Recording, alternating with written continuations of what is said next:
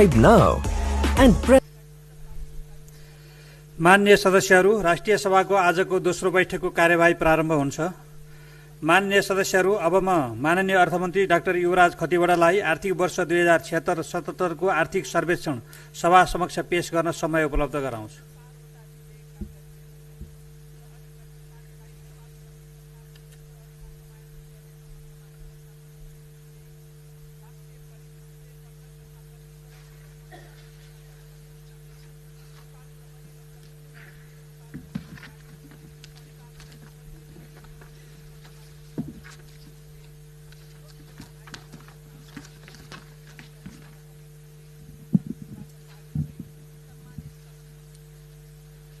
सम्माननीय अध्यक्ष महोदय, आर्थिक कार्यविधि तथा वित्तीय उत्तरदायित्व ऐन 2076 को दफा 14 को उपदफा 2 बमोजिम मुलुकको आर्थिक गतिविधि, समग्र आर्थिक स्थिति, प्रमुख आर्थिक सूचक परिसूचकको अवस्था र विश्लेषण सहित समावेश गरी तयार गरिएको आर्थिक वर्ष 2076-77 को आर्थिक सर्वेक्षण प्रस्तुत गर्ने अनुमति चाहन्छु।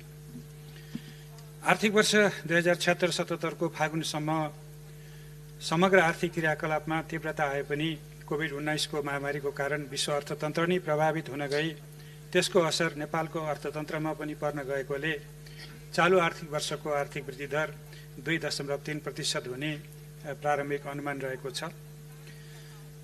आर्थिक वर्ष 2076-77 मा प्रति व्यक्ति कुल राष्ट्र उत्पादन प्रचलित मूल्यमा रु 1,26,018 र प्रचलित विनिमय दरमा अमेरिकी डलर 1085 पुग्ने अनुमान छ।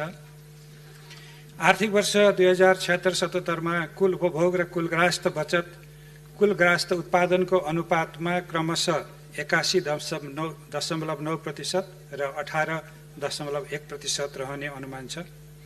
कोभिड-19 को संक्रमण रोकथाम एवं नियन्त्रणका लागि चालिएका कदमहरूबाट सार्वजनिक एवं निजी क्षेत्रको खर्चमा आएको संकुचनले आर्थिक वर्ष 2076-77 मा कुल लगानी अघिल्लो वर्षको तुलनामा 3.4% ले न्यून भई रु 18 खर्ब 89 अर्ब 26 करोड पुगेको छ।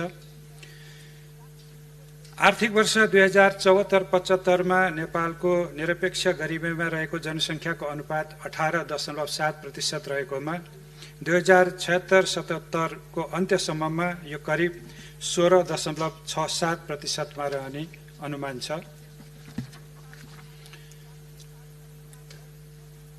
2076 फागुनसम्म अर्थतन्त्रका अरू परिसूचकहरू सन्तोषप्रद नै देखिएका छन्। मुद्रास्फीति, वैदेशिक व्यापार, भुक्तानी सन्तुलन, लगानी र वित्तीय परिसूचकहरू आर्थिक स्थायित्व अनुकूलै देखिएका छन्। निकासीमा भएको वृद्धि र पैठारीमा कमी आएको कारण व्यापार घाटामा सुधार भई शोधनान्तर स्थिति बचतमा रहेको अवस्था छ। विगत केही वर्षदेखि मुलुकको मुद्रास्फीति दर अथवा मूल्य वृद्धि दर को औसत 8-9% रहने गरेकोमा अहिले 2076-77 को फागुनसम्म 6.5% को मुद्रास्फीति दर रहेको छ। अघिल्लो आर्थिक वर्षको तुलनामा चाहिँ यो अलिकति बढियो। अघिल्लो आर्थिक वर्षमा यो 4.2% रहेको थियो।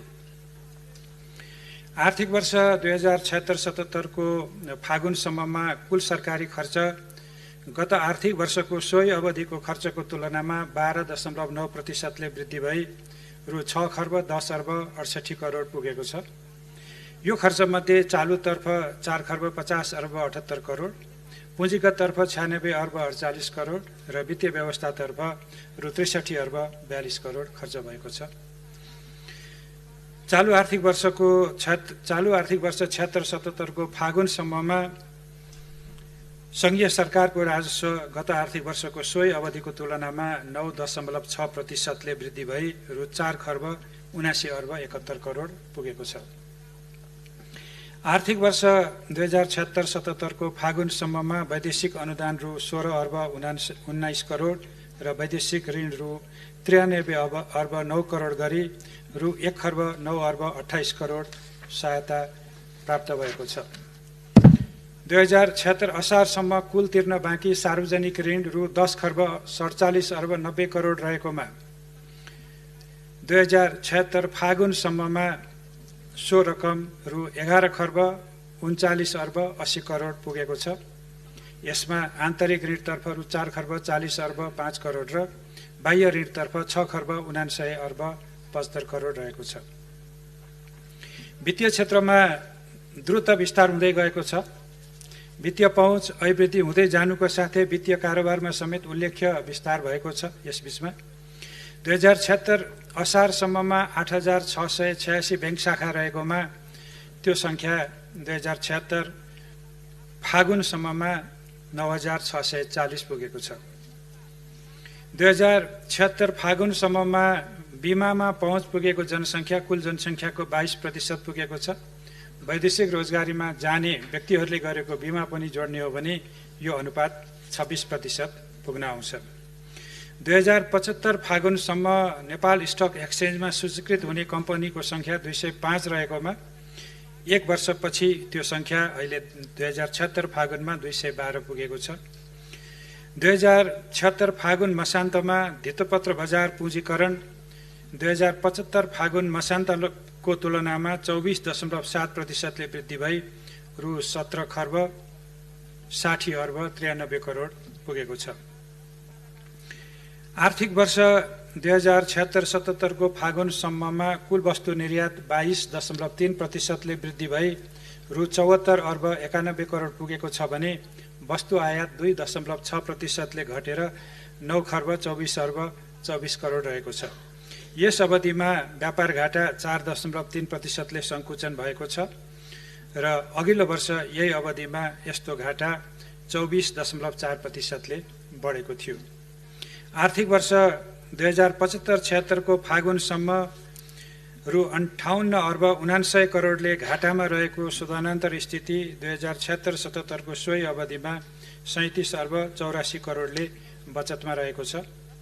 आर्थिक वर्ष 2075-76 को फागुनसम्म रु 1 खर्ब 91 अर्ब 49 करोडले घाटामा रहेको चालु खाता घाटा 2076-77 को फागुनसम्ममा सुधार भई 1 खर्ब 24 अर्ब 93 करोड कायम भएको छ।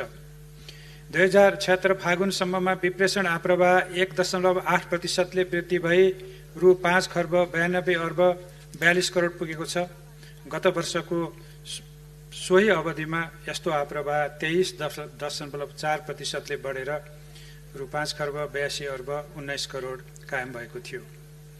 2076 फागुन मसान्तमा कुल विदेशी विनिमय सञ्चिति 2076 असारको 10 खर्ब 39 अर्बबाट बढेर रु 11 खर्ब 36 अर्ब 51 करोड पुगेको छ।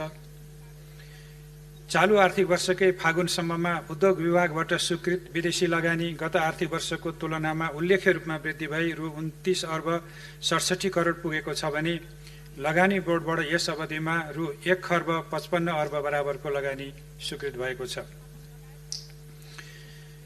आर्थिक वर्ष 76-77 को फागुनसम्ममा पर्यटकको आगमनको वृद्धि देखिएको छ। त्यसपछिका महिनाहरूमा सो चाहिँ क्रम घटेको हामी सबैलाई विदितै छ। 2076 फागुनसम्म कुल जनसङ्ख्याको 90% जनसङ्ख्यामा विद्युतको पहुँच पुगेको छ र कुल विद्युत जडित उत्पादन क्षमता अघिल्लो वर्षको तुलनामा 8.3%ले वृद्धि भई 1355 मेगावाट पुगेको छ। आर्थिक वर्ष 2076-77 को फागुनसम्म मुलुकभर सङ्घबाट निर्माण भएका रणनीतिक र स्थानीय सडक सञ्जालतर्फ कालोपत्रे 15,254 किलोमिटर, खण्डास्मित 9,251 किलोमिटर र कच्ची सडक 9,842 किलोमिटर गरी कुल सडकको लम्बाइ 34,347 किलोमिटर पुगेको छ। प्रदेश र स्थानीय तहबाट 61,395 किलोमिटर सडक निर्माण भएको छ।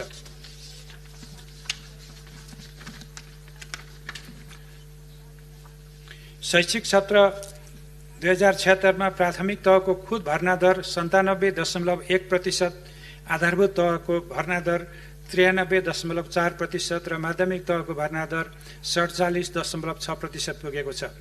विगत वर्षहरूको तुलनामा तहगत रूपमा खुद विद्यार्थी भर्ना दरमा सुधार भएको छ। विद्यालय तहको शिक्षामा लैङ्गिक समानता हासिल भएको छ। 2076 को फागुनसम्ममा 55 जिल्लाका 505 स्थानीय तहमा स्वास्थ्य बीमा कार्यक्रम विस्तार भएको छ। यस कार्यक्रममा 26,87,000 व्यक्ति बिमित भएका छन्, जसमध्ये 25% अति गरिब रहेका छन् भने यस कार्यक्रमबाट 3 लाख ज्येष्ठ नागरिकले निशुल्क स्वास्थ्य बिमाको सुविधा पाएका छन्। 2076 को फागुनसम्ममा कुल जनसङ्ख्याको 90% जनसङ्ख्यामा आधारभूत खानेपानी तथा 100% जनसङ्ख्यामा आधारभूत सरसफाइको सुविधा पुगेको छ। 2076 फागुनसम्म भूकम्पबाट क्षति भएका निजी आवास 63%, सार्वजनिक विद्यालय 74%, पुरातात्विक सम्पदा 44%, स्वास्थ्य संस्था 56%, सरकारी भवन 84% र सुरक्षा निकायका भवन 51% को पुनर्निर्माण कार्य सम्पन्न भएको छ।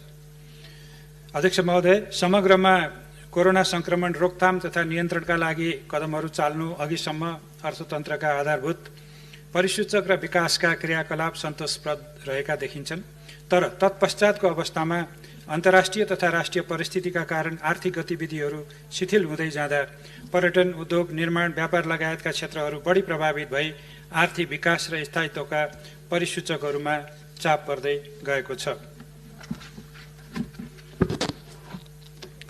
सम्माननीय अध्यक्ष महोदयको अनुमतिले अब म आर्थिक वर्ष 2076-77 को आर्थिक सर्वेक्षण सभा समक्ष पेश गर्दछु। धन्यवाद।